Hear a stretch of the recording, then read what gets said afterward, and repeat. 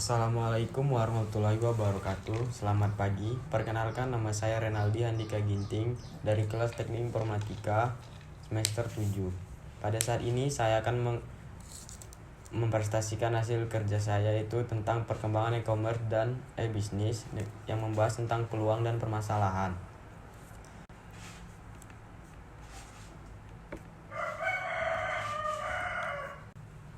Pengertian e-bisnis.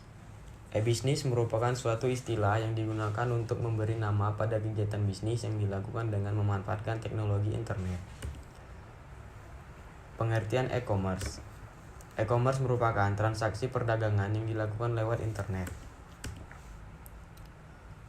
Perubahan dalam bisnis. Era bisnis telah mengakibatkan perubahan-perubahan yang cukup mendasar dalam perusahaan bisnis pada umumnya. Perubahan tersebut antara lain yaitu 1. Pemasaran dapat dilakukan secara luas dengan tingkat kompetisi yang lebih tinggi. 2. Pertumbuhan dan perkembangan industri dan perusahaan sangat bergantung pada informasi dan pengetahuan. 3. Produktivitas lebih ditekankan daripada formalitas kehadiran di tempat kerja. 4. Produk-produk dan pelayanan baru dapat dijumpai dalam komunitas e-bisnis, tetapi usia produk menjadi sangat pendek. 5. Struktur organisasi menjadi flat dan meningkatkan fleksibilitas serta penekanan biaya. 6. Kerja tim lebih ditekankan untuk memberi respon atau melahirkan inovasi-inovasi baru. Macam-macam produk. Produk informasi dan hiburan. Misalnya koran, majalah, jurnal, poster, gambar, film, lagu, dan lain-lain. Produk simbol. Misalnya tiket pesawat, tiket kereta, tiket konser musik, tiket bioskop, reservasi hotel, dan lain-lain. Produk jasa, misalnya pendidikan, konsultasi jarak jauh, dan lain-lain. Produk barang, misalnya buku, bunga, kosmetik, komputer, dan lain-lain. Produk keuangan, misalnya tabungan, transaksi perbankan, asuransi, dan lain-lain. Manfaat e-bisnis. Yang pertama yaitu memperpendek jarak. 2. Perluasan pasar. 3. Perluasan jaringan mitra kerja. 4. Biaya terkendali. 5. Efisien. 6. Cash flow terjamin. Dan 6. Manfaat lainnya yaitu meningkatkan citra perusahaan, meningkatkan layanan konsumen, menyederhanakan proses, meningkatkan produktivitas, mempermudah akses informasi, mengurangi biaya transportasi, dan meningkatkan fleksibilitas. Keunggulan e-bisnis yaitu yang pertama adalah efisien atau pengurangan tenaga kerja. 2. Without boundary atau tidak terbatas. 3. 24 jam online. 4. Interaktif. 5. Hyperlink atau saling berhubungan. Dan 6. No censorship. Kendala e-bisnis di Indonesia. Yang pertama, belum adanya budaya high trust di masyarakat. 2. Sarana belum memadai. 3. Skill SDM atau sumber daya manusia masih rendah. 4. Layanan pendukung masih minim atau transportasi, teknologi perbankan, dan lain-lain. 5. Banyaknya kasus kejahatan di internet. 6. Harga di internet tidak bisa ditawar. 7. Barang tidak dapat dipegang. Dan kemudian kita masuk pada definisi e-commerce. E-commerce merupakan transaksi perdagangan yang dilakukan lewat internet. E-commerce melibatkan individu dan organisasi yang tidak dibatasi oleh batas teritorial negara.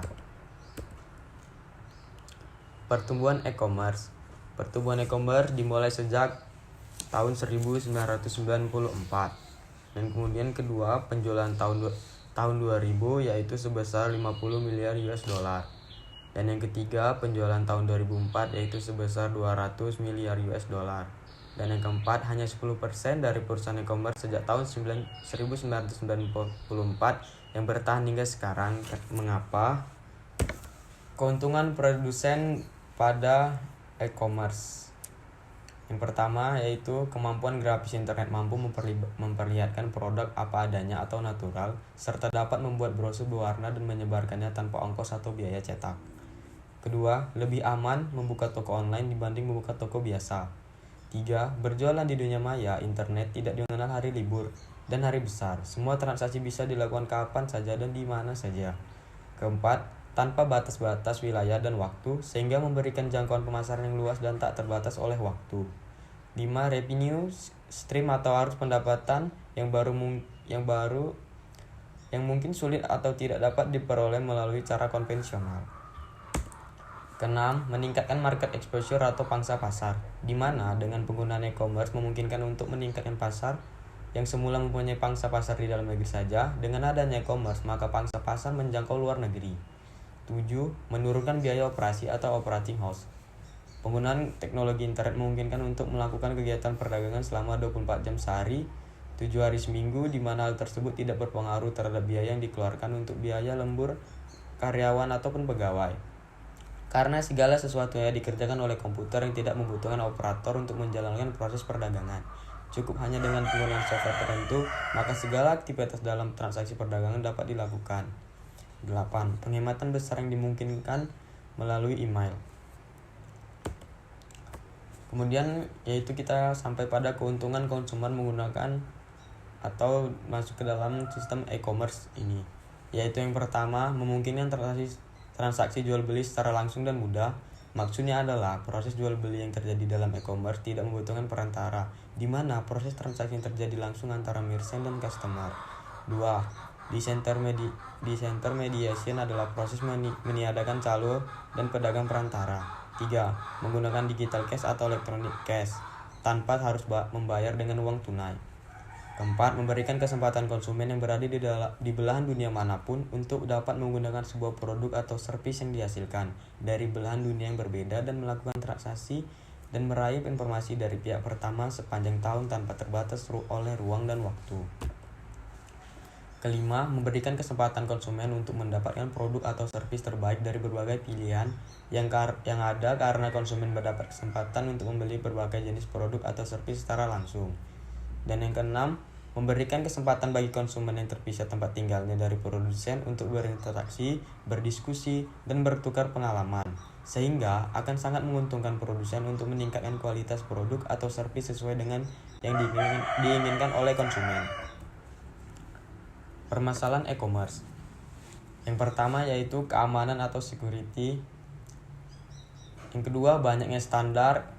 Ketiga, regulasi atau hukum, yaitu bagaimana status dari digital signature, penggunaan teknologi kriptografi, cyber money, aplikasi gambling, pornografi, haki. Dan yang keempat, kesiapan institusi keuangan, bank, dan e-payment. Peran pemerintah dalam bidang e-commerce, yaitu standarisasi. Yang kedua, regulasi atau peraturan, guidelines atau petunjuk. Dan yang ketiga, membangun dan mengelola infrastruktur. Keempat, insentif. Dan yang kelima, inisiatif.